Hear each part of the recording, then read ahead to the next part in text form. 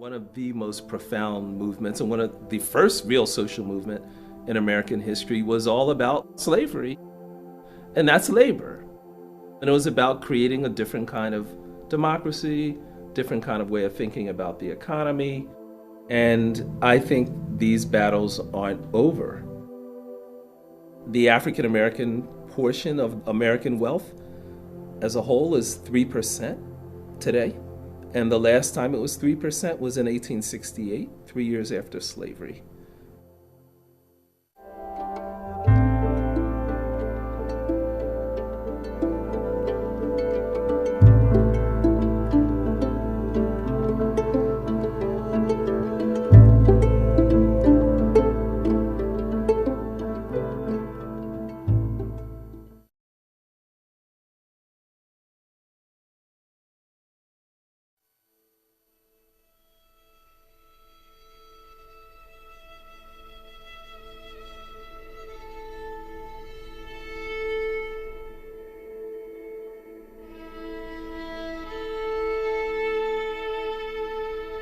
African Americans going back to before the Civil War, and the earliest African American spokespersons and writers and leaders like Frederick Douglass and others argued that the fundamental feature of the American economy was dehumanization. And they also argued that you can't have a democratic constitution and an economic system that degrades and exploits people.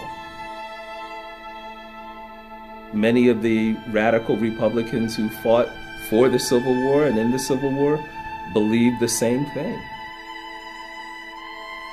I think the true intent of the 13th Amendment wasn't just to eliminate chattel slavery.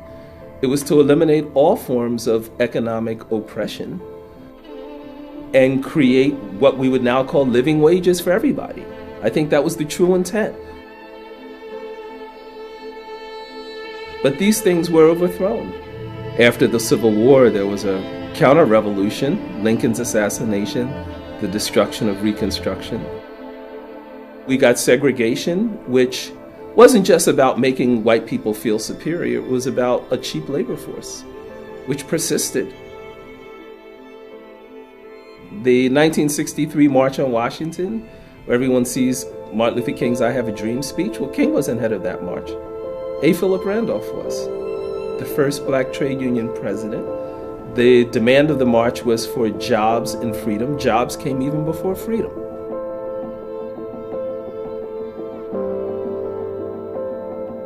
That sort of dream of a new kind of economy was tightly connected with thinking about voting rights and a new kind of politics.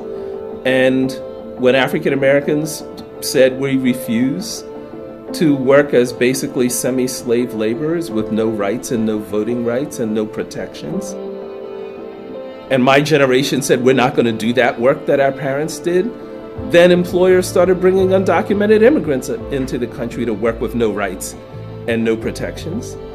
And when the government said, well, what are we going to do with all these young folks like me who don't want to do this kind of semi-slave work?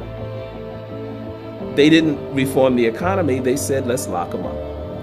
And we got mass incarceration.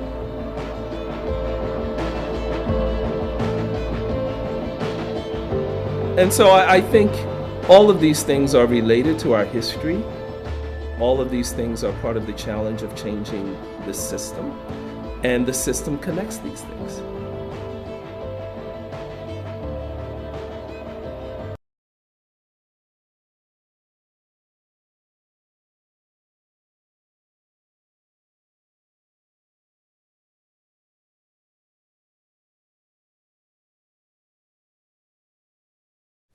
"21. My father is run over by a car. He's passed out in the road with a blood alcohol content 4 times the legal limit. I do not cry. 4 months later, the nurses lose his pulse, and I wonder whose life flashed before his eyes. Rewinding VHS tapes, old home videos. 20. 19, I haven't brought a friend home in 4 years. 18, my mother sips the word divorce. Her mouth curls at the taste like it burns going down. 17, I start doing homework at Starbucks. I have more meaningful conversations with the barista than with my family. 16, I wait for Christmas Eve. My brother and I usually exchange gifts to one another early. This year, he and my father exchange blows. My mother doesn't go to Mass. 15, I come up with the theory that my father started drinking again because maybe he found out I'm gay. Like, if he could make everything else blurry, maybe somehow I'd look straight. 15. My mother cleans up his vomit in the middle of the night and cooks breakfast in the morning like she hasn't lost her appetite. 15. I blame myself. 15. My brother blames everyone else. 15. My mother blames the dog. 15. Super Bowl Sunday, my father bursts through the door like an avalanche, picking up speed and debris as he falls, banisters, coffee tables, picture frames, tumbling, stumbling. I find his AA chip on the kitchen counter. 14. My father's been sober for 10, maybe 11 years. I just know we don't even think about it anymore. 13. 12. 11, Mom tells me Daddy's meetings are for AA.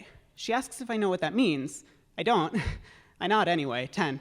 My parents never drink wine at family gatherings. All my other aunts and uncles do. I get distracted by the TV and forget to ask why. 9. 8. 7. 6. I want to be Spider-Man. Or my dad. They're kind of the same. 5. 4. 3. I have a nightmare. The recurring one about Ursula from The Little Mermaid. So I get up. I waddle toward Mommy and Daddy's room, blankie in hand. I pause. Daddy's standing in his underwear, silhouetted by a refrigerator light. He raises a bottle to his lips. 2. 1. 0. When my mother was pregnant with me, I wonder if she hoped, as so many mothers do, that her baby boy would grow up to be just like his father.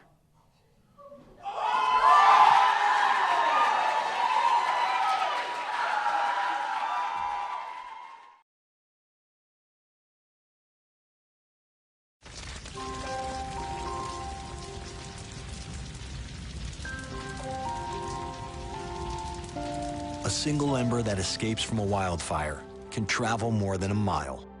That single ember can ignite and destroy your home or even your community. You can't control where that ember will land, only what happens when it does. Get Fire Adapted now at fireadapted.org. Columbine, Virginia Tech, Tucson, Aurora, Fort Hood, Oak Creek, Newtown. Newtown, Newtown. Newtown. How many more? How many more? How many more colleges? How many more classrooms? How many more movie theaters? How many more houses of faith? How many more shopping malls? How many more street corners? How many more? How many more? Enough. Enough. Enough. Enough. Demand a plan. Right now. As a mom. As a dad, as a friend, as a husband, As a wife. As an American. As an American.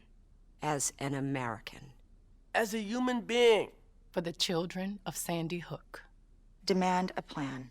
No more lists of names. It's not too soon. it's too late. Now is the time. Before we all know someone who loved someone on that list. No more lists. No more. Who they might have been. No more. If we had just done something yesterday. It's time. We can do better than this. We can do better than this. It's time.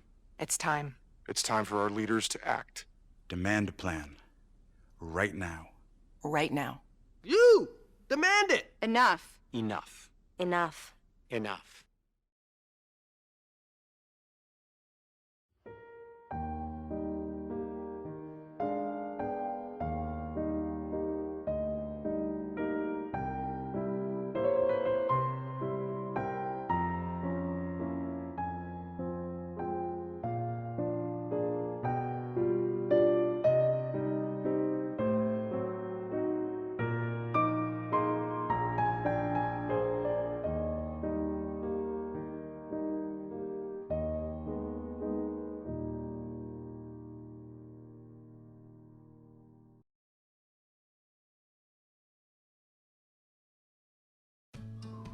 You wouldn't let money just blow out of your house. So when your AC or heater is on, make sure the doors, windows, and fireplace flue are shut tight. If you're headed out, turn down the AC or lower the heat by 10 degrees. And always keep your water heater set at 120. A little bit of common sense goes a long way. Get more great tips at energysaver.gov.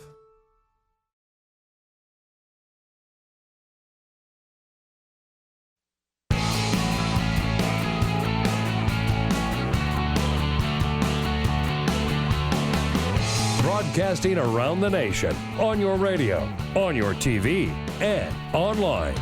This is the Bill Press Show. Yes, it is. Good morning. No Bill Press here, but Igor Volsky of the Center for American Progress Action Fund coming to you live from Washington, D.C.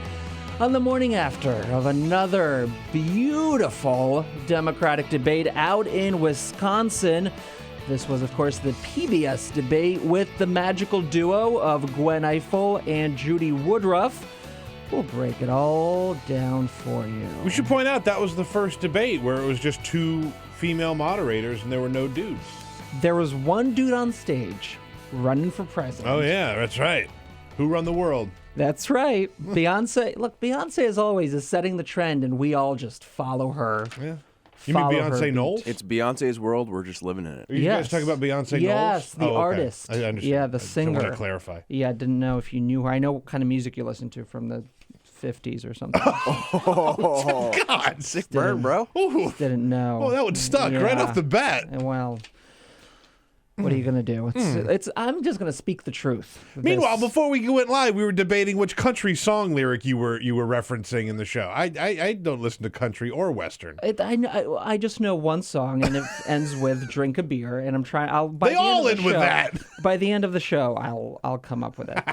Anyway. Hi, Igor. Hi, good morning. Good morning. Good morning. Strong start. I feel like we're doing really well, right? Happy Friday, man. Happy Friday. 866-55-PRESS, by the way, 866-557-7377. We're going to break down exactly what happened. It was, in some way, a really sharp confrontation. And to me, it felt like the Hillary campaign who came out of New Hampshire, Iowa, not looking super great, tried to find a narrative for themselves and tried to answer the question of why it is Hillary Clinton is running.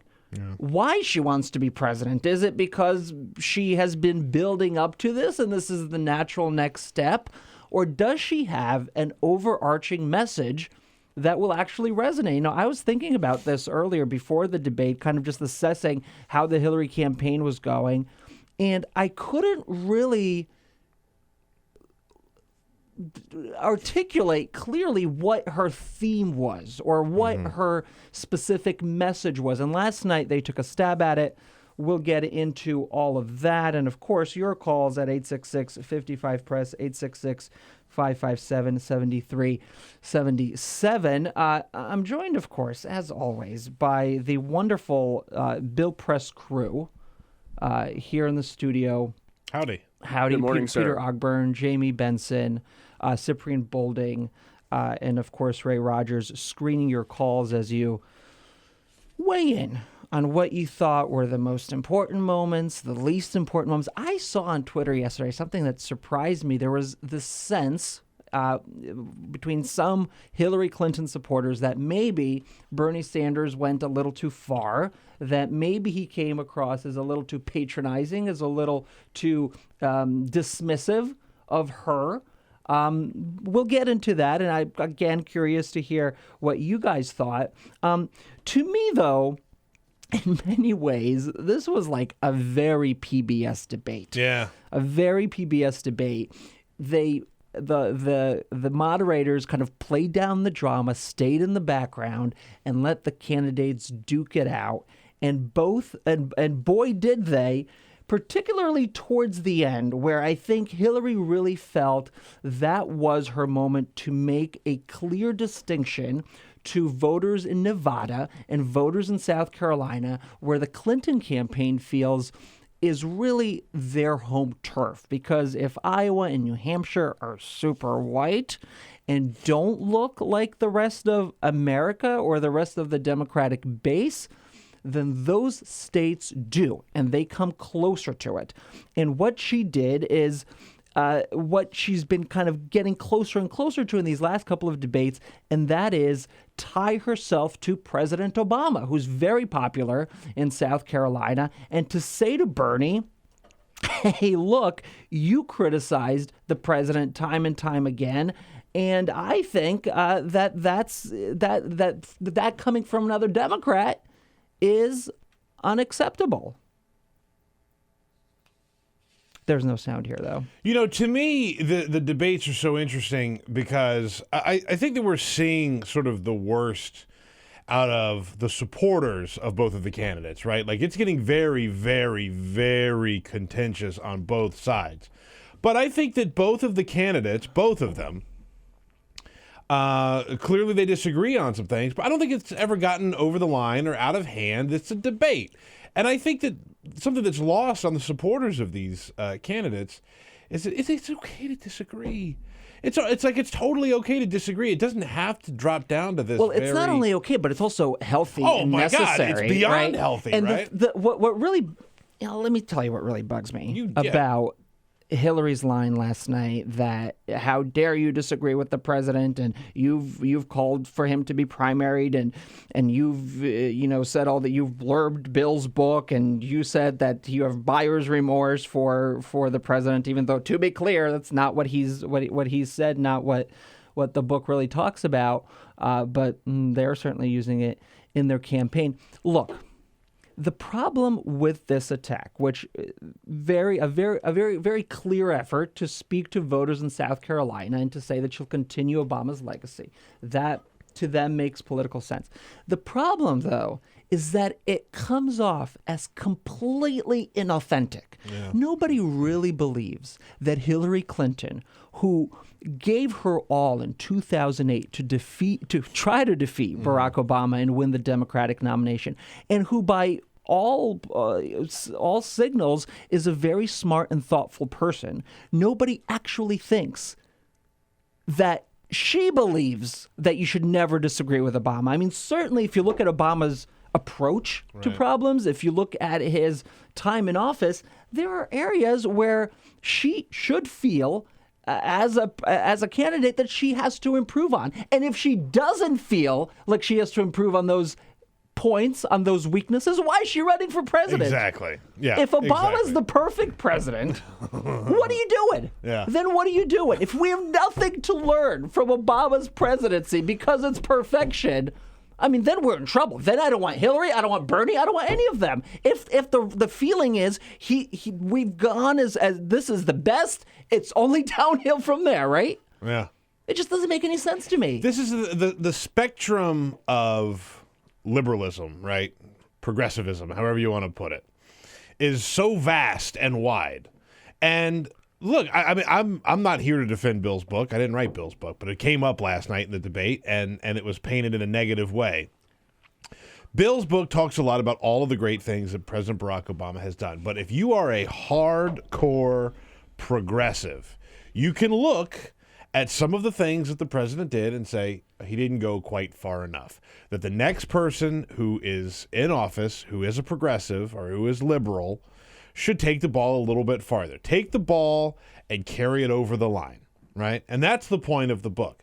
And let's put some meat on the bones of what that is. Yeah. Comprehensive immigration reform. Yes. Right? Yes. Some kind of real legislative approach towards going after climate change, although he's done a lot in terms of on the world stage and with the actions he's been able to take. Criminal justice reform. I mean, there are actual big policy areas where presumably a Democratic president is going to take the ball and run with it. Right? That's the whole agenda. That's why you're running. So when you say that Obama's it, he did a great job, I mean, you're really doing a disservice to your candidacy at the end of the day. Yes. And I kind of, this was Bernie's line about something else, but I kind of think it's an insult to thinking people.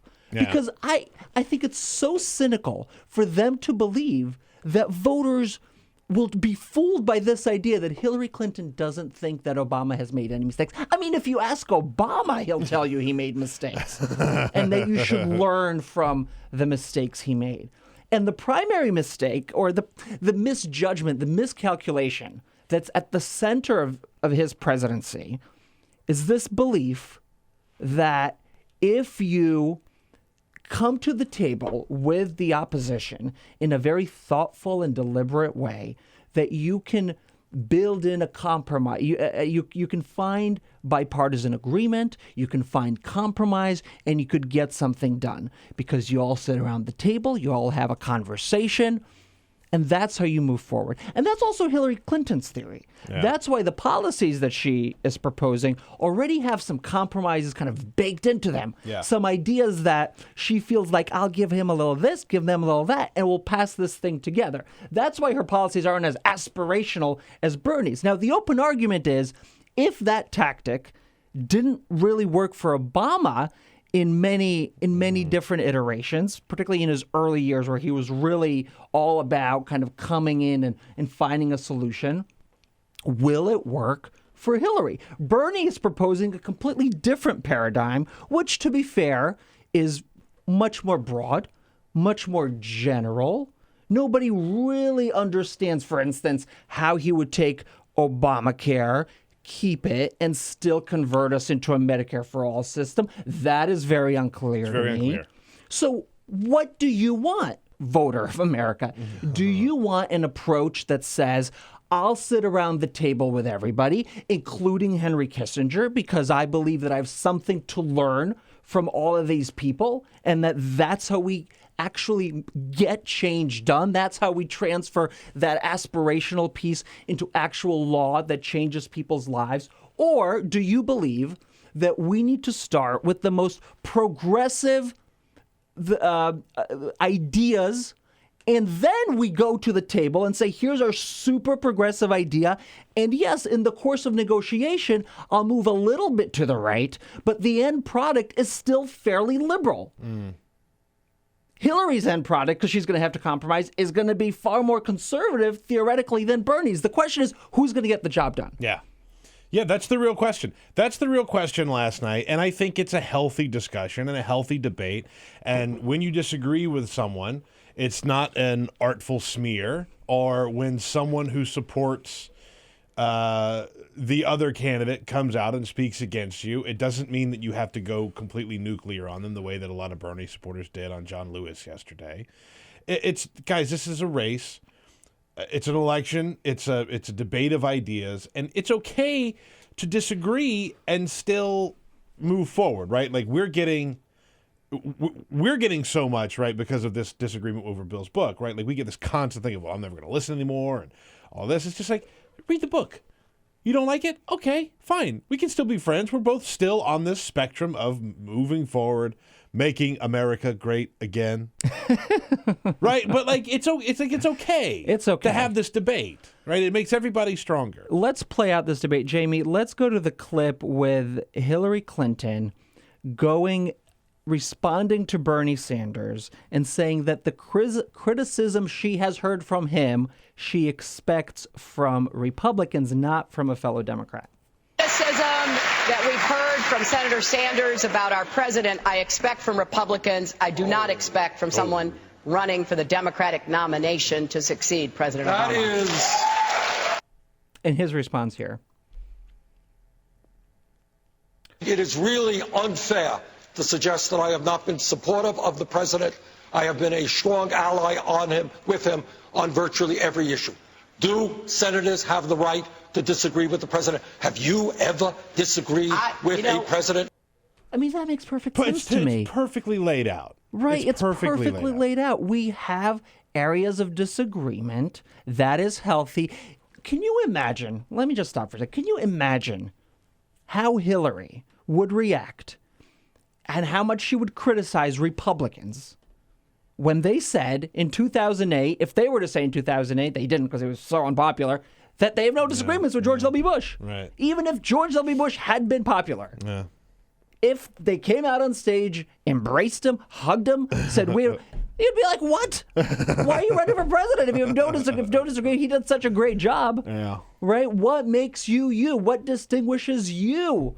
How are you going to learn from your predecessor's mistakes? I mean, that's what leadership is built on, right? You look at what has worked and you try to improve on it, and you try to identify what hasn't worked, and you bring in something else. There's just no other way to do it. And it comes across as so inauthentic from a person who ran against him in 2008. It really, really does, I have to say.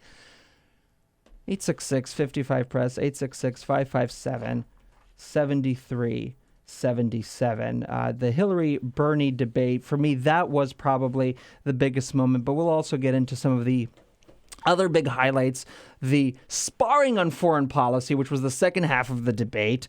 The toss-up on health care came up very early on. Yeah. Bernie Sanders taking punches about what it actually means to have a single-payer health care plan, and Hillary Clinton putting her arms around Obamacare and arguing, we've already come this far, we've already insured so many people.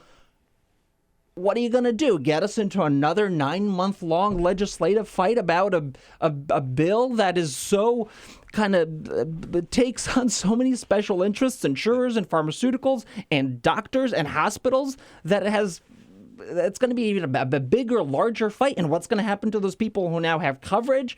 I mean, those two are very reasonable questions. And valid. It's okay to bring that up. It's okay to bring that up. This is the debate of ideas. Let's keep it to those ideas. And what's great about the Democratic primary and the Democratic process is that you can have a debate about actual ideas, and you don't have to talk about people's appearance or energy level or whatever else. 866-55-PRESS, 866-557-7377. I'm Igor Volsky sitting in for Bill Press, and we'll be right back. Follow us on Twitter @BP Show. This is The Bill Press Show.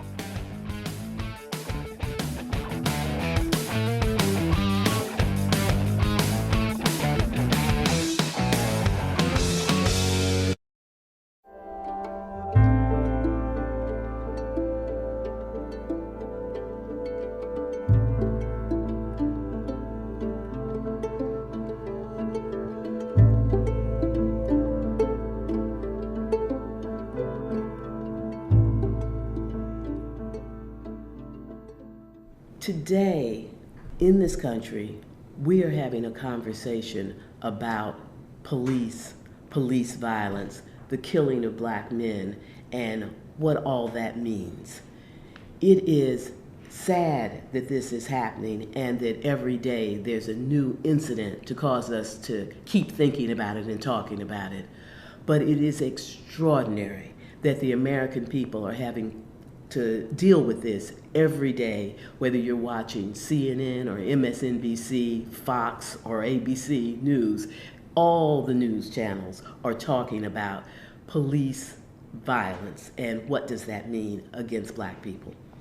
Many people probably look at that, certainly have looked at it in the past, and they have said that these poor black men are doing bad things, and that's why they are ending up in confrontations with police without any understanding of their lives of these poor black young men. Part of what has been going on for decades is that poor black people live in communities that suffer from hyper surveillance of the police. Their police are more likely to be in their communities. The police are more likely to arrest them.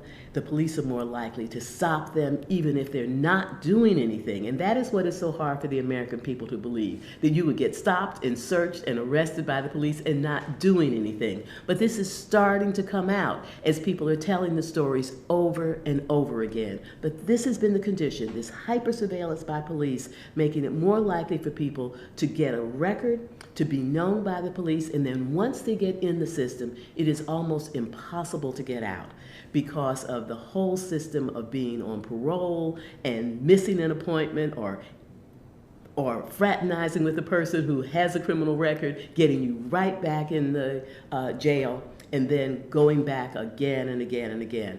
This is coming to be seen by the American people in a way that it has never been seen before. But why are people in these communities in the first place? That's getting peeled away. People are there because of housing discrimination. They are there because this is the only place where affordable housing can be found. They are there because that's where their families live, and people are drawn to being in communities where they are comfortable. The combination keeps people in these low-income communities where they are an easy target for hyper-surveillance and then everything that comes from it. And so as we think about these issues, we have to understand that while you as an individual in this society, as a white individual, you may not carry personal racism, but that does not keep the system from operating in a racist way.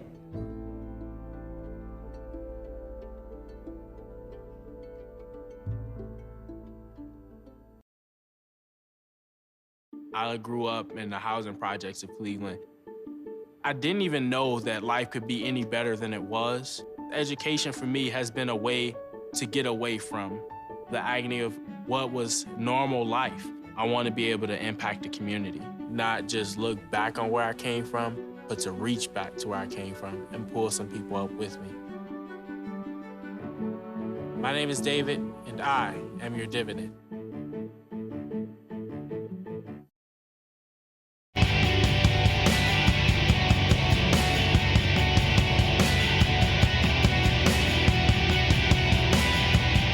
This is the Bill Press Show. 26 minutes after the hour of the Bill Press Show for this Friday, February 12th. Igor Volsky of the Center for American Progress Action Fund sitting in for Bill Press as we dissect the debate that was. Your calls, your reactions at 866-55-PRESS, 866-557-7377. Also, please do hit us up on Twitter at BP Show or at Igor Volsky. We want to hear from you. Mim from Stony Brook, New York. Good morning. Good morning, Igor. It's very nice to speak to you. I was listening very carefully to her response. I'm not quite sure what the order was after Bernie sort of announced all the things that he was going to do. And she kept using the word, she's saying, you're not leveling with the American people. Yeah, she doesn't think it's possible. Pardon? She doesn't think it's possible. Yeah, well, I thought that was a very artful speech. Unlike, I think Peter, I don't agree with Peter. I think she is very artful. And it was a very crafted speech. And she kept, it's more or less saying that you're not telling the truth, and I am, that you can't get these things done. And the reason I think she wraps herself in Obama is she doesn't want to wrap herself in Bill. Well, she's certainly targeting that kind of approach towards the head and saying, think, just think, is what he's saying possible? Bernie's going after the heart, she's going after the head. That was the big distinction last night. We're going to take a quick break, go back to your calls, your reactions on the Bill Press Show. Stay with us. This is the Bill Press Show.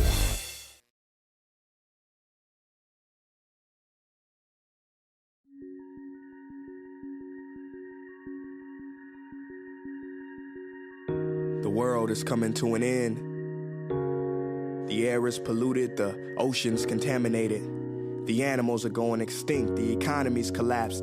Education is shot, police are corrupt. Intelligence is shunned and ignorance rewarded. The people are depressed and angry. We can't live with each other and we can't live with ourselves, so everyone's medicated. We pass each other on the streets, and if we do speak, it's meaningless robotic communication. More people want 15 seconds of fame than a lifetime of meaning and purpose, because what's popular is more important than what's right. Ratings are more important than the truth. Our government builds twice as many prisons than schools. It's easier to find a Big Mac than an apple. And when you find the apple, it's been genetically processed and modified. Presidents lie, politicians trick us. Race is still an issue, and so is religion. Your God doesn't exist. My God does, and he is all-loving. If you disagree with me, I'll kill you. Or even worse, argue you to death. 92% of songs on the radio are about sex. Kids don't play tag, they play twerk videos. The average person watches 5 hours of television a day, and it's more violence on the screen than ever before. Technology has given us everything we could ever want, and at the same time stolen everything we really need. Pride is at an all-time high, humility an all-time low. Everybody knows everything, everybody's going somewhere, ignoring someone, blaming somebody. Not many human beings left anymore, a lot of human doings, plenty of human lingerings in the past, not many human beings. Money is still the root of all evil, yet we tell our kids don't get that degree, the jobs don't pay enough. Good deeds are only done when there's a profit margin. Videos of the misfortunes of others go viral. We laugh and share them with our friends to laugh with us. Our role models today, 60 years ago, would have been examples of what not to be. There are states where people can legally be discriminated against because they were born a certain way. Companies invest millions of dollars hiring specialists to make little girls feel like they need makeup to be beautiful, permanently lowering their self-esteem because they will never be pretty enough to meet those impossible standards. Corporations tell us, buy, get this, get that. You must keep up, you must fit in. This will make you happy, but it never does for long. So what can we do in the face of all this madness and chaos? What is the solution? We can love. Not the love you hear in your favorite song on the radio. I mean real love, true love, boundless love. You can love each other from the moment we wake up to the moment we go to bed. Perform an act of kindness because that is contagious. We can be mindful during every interaction, planting seeds of goodness, showing a little more compassion than usual. We can forgive because 300 years from now, will that grudge you hold against your friend, your mother, your father have been worth it? Instead of trying to change others, we can change ourselves. We can change our hearts. We've been sold lies, brainwashed by our leaders and those we trust, and not recognize our brothers and sisters and to exhibit anger, hatred, and cruelty. But once we truly love, we will meet anger with sympathy, hatred with compassion, cruelty with kindness. Love is the most powerful weapon on the face of the earth. Robert Kennedy once said that few will have the greatness to be in history, but each of us can work to change a small portion of events, and in the total of all those acts will be written the history of a generation. So yes, the world is coming to an end, and the path towards a new beginning starts within you.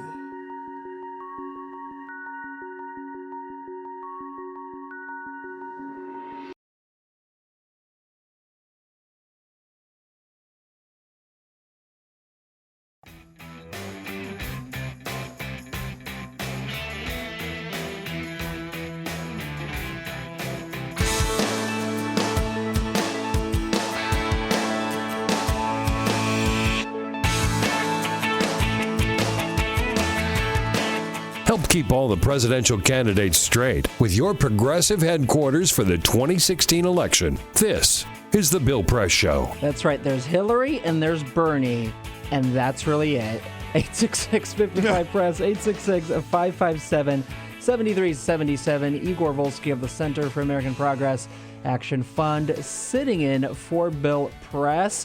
We go to the phones now. Matthew from Minneapolis. Good morning. Good morning, and thanks for being on. Thank you. Thank you for listening. So my point is, Hillary seems to be making a case that it's okay to take Wall Street money. And when she talked about Obama taking Wall Street money and he had no influence, or the money had no influence, what about his cabinet? A lot of the people in his cabinet that he named were Wall Street bankers.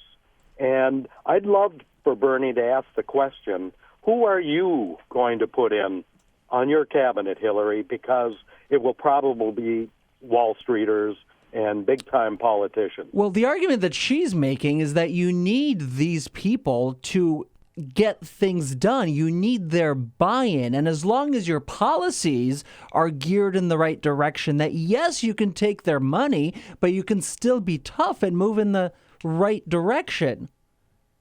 Well, then that must mean that Sheldon Adelson and the Koch brothers can give their money too, and we, as Democrats, have to stop complaining about that too. No, I'm not saying that. I'm saying that you can, her argument is, this is what she's saying, that you can take money from all kinds of people, but as long as once you get into the big chair, you listen to presumably the mandate the voters gave you, that's a different story than if, let's say, Mitt Romney got elected with Sheldon's money and then went ahead and did all kinds of things for Sheldon with his tax cut plan and et cetera, et cetera. So she's arguing that, look, they give me money, obviously, to buy influence, because that sadly is how our system works.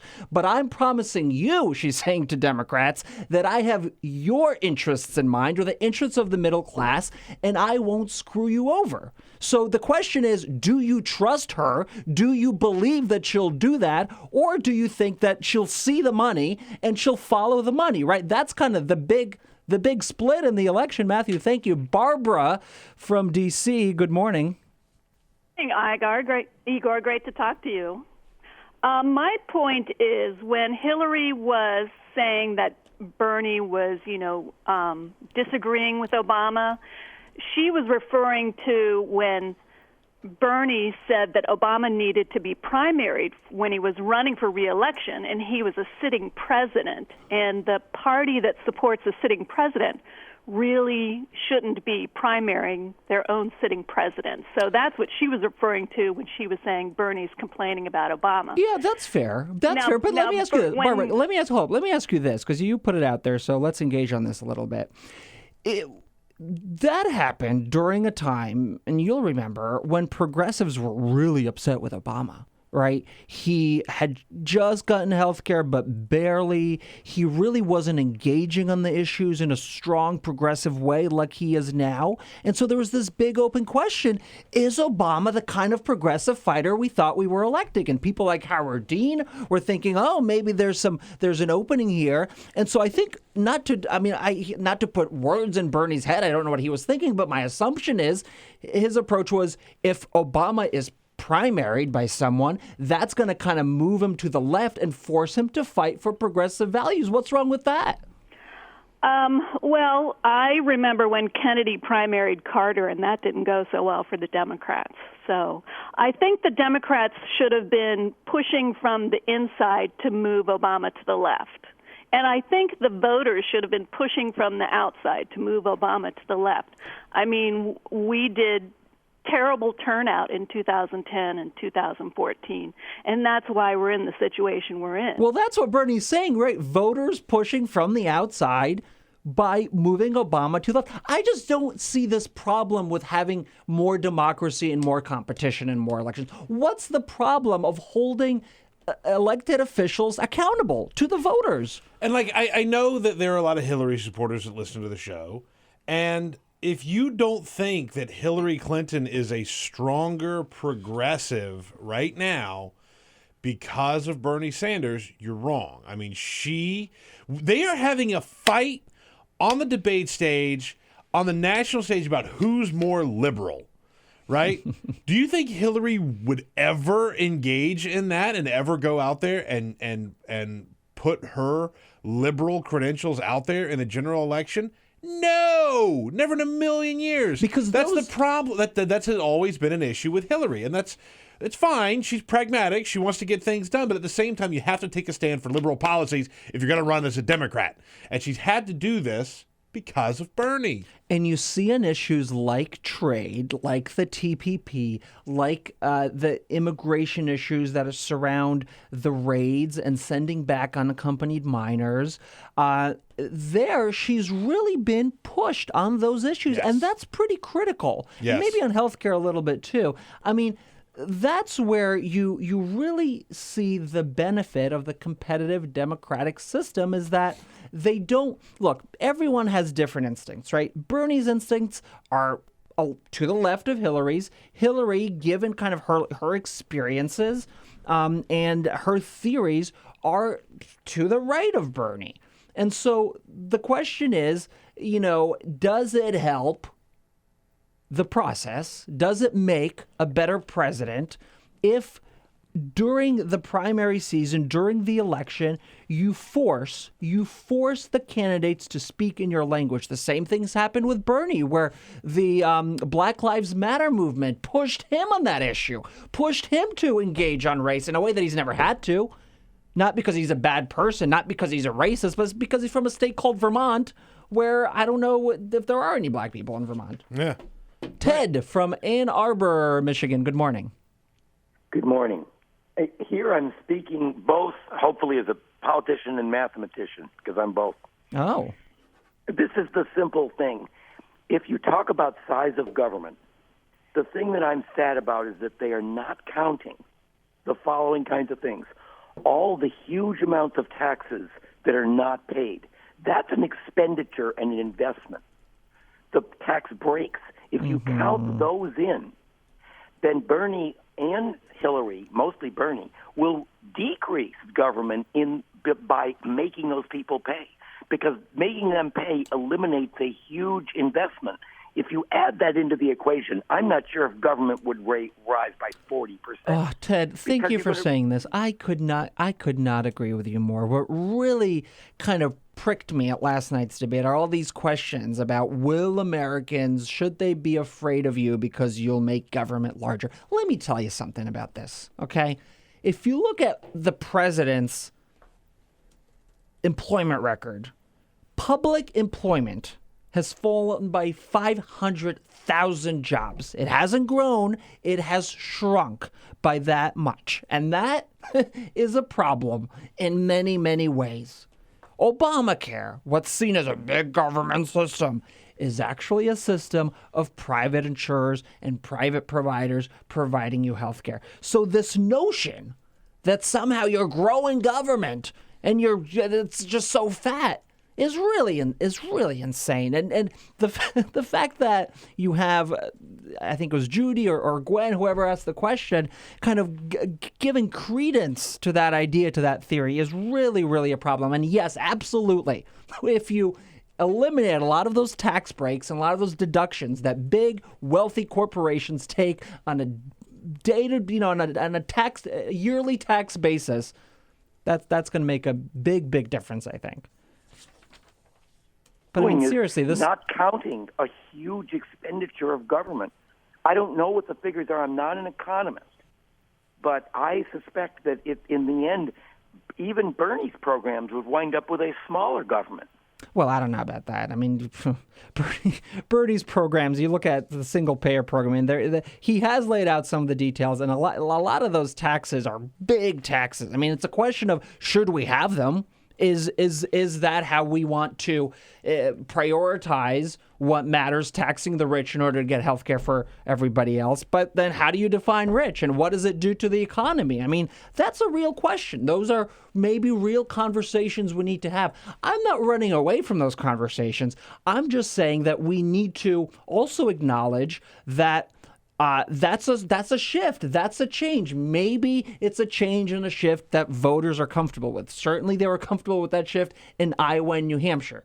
The question is, will that still remain true as you move through what will appear to be a very long Democratic primary? 866-55-PRESS, 866-557-7377. More of your calls and your tweets at Igor Volsky, at BP Show.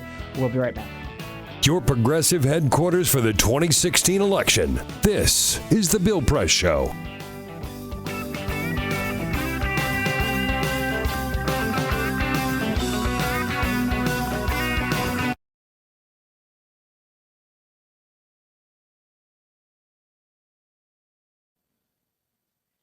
A letter to the girl I used to be. Dear Emily, every time I watch baseball, a voice I no longer recognize whispers, "Ethan, do you remember? When you were going to be the first girl to play in the Major League Seattle Mariners rally cap." But to be honest, Emily, I don't. Dad told me that like it was someone else's bedtime story. But I do know you had that drive. Didn't let anyone tell you to wear shorts above your knees. Didn't care if boys thought your hair fell on your shoulders just right, but with girls, sleepovers meant the space between your shoulder and hers was a 6-inch fatal territory.